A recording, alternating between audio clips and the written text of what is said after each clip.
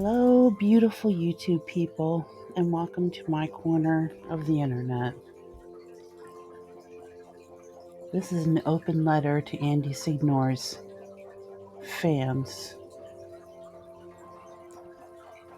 So before I begin, these new allegations have nothing to do with those from 2017. These new ones are from 2021 to 2022 and could still be going on today.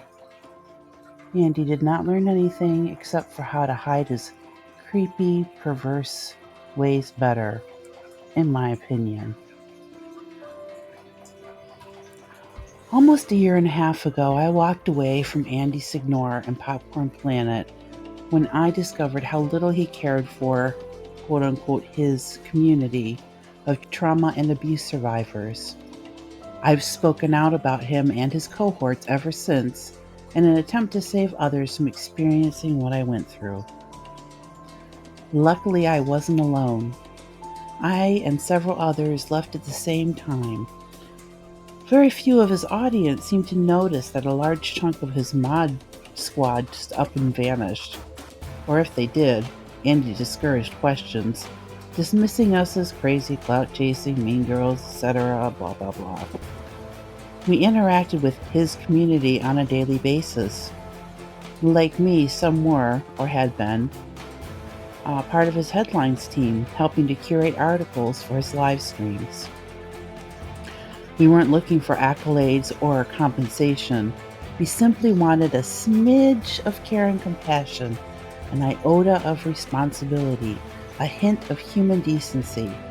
Not for us, but for his community. That his mods built, by the way. This is before I fully understood what a reprehensible asshat he was. I did not yet know about his sex pest ways, how he foisted unwanted self-pleasuring videos on unsuspecting women, how he gathered salacious pics to share with his cohorts, that he literally stole one woman's OnlyFans content for his own personal use.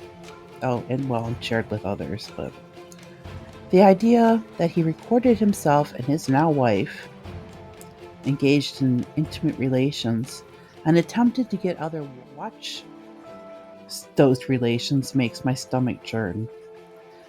The man uses and tosses people like soiled tissue. He taints everything he touches. His lack of self-awareness is pathological, which is exacerbated by his cohorts. Very few of them, or well, none of them, seem to be willing to hold him accountable, which is precisely why I and others speak out. People are always going on about, see something, say something.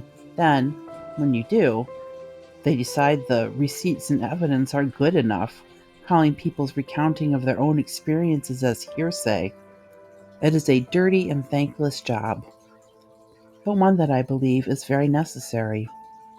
Just know that every time you defend Andy Signor, every time you attack one of his survivors, you are, at the very least, a victim blamer, and, at worst, an abuse apologist, in my opinion.